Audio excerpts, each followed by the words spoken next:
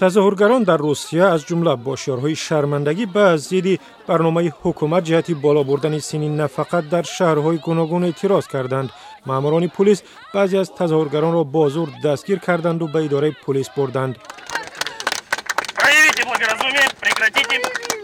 مقامات از مردم خواستند تظاهرات را بس کنند وگرنه و جوابگری کشیده می شوند، اما مردم با کنایه و کفکوبی دعوت آنها را نادیده می گرفتند.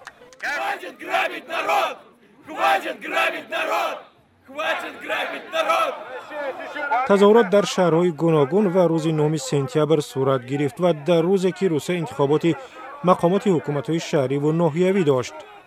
نمایش‌های اعتراضی در شهرهای گوناگون از جمله مسکو، سنت پترزبورگ، نوسیبیرسک، یکاترینبورگ، کراسنودار برگزار شد و بنا به گزارش‌ها ماموران میلیسا در عموم 1000 نفر را دستگیر کردند. مردم در روسیه از اصلاح قانون درباره نفقه به خشم آمدند، چون حکومت سن نفقه را از 60 تا به 65 سال بالا برد. زنها باید در 63 سالگی بازنشسته شوند.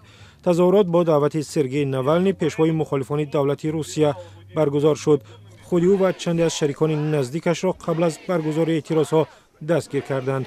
بعد اعلان تغییرات به قانون نفقت در روسیه بنا به نظرسنجی‌ها، آبروی ولادیمیر پوتین رئیس جمهور و حزب روسیه واحد در بین مردم به طور چشمگیر کم شده است.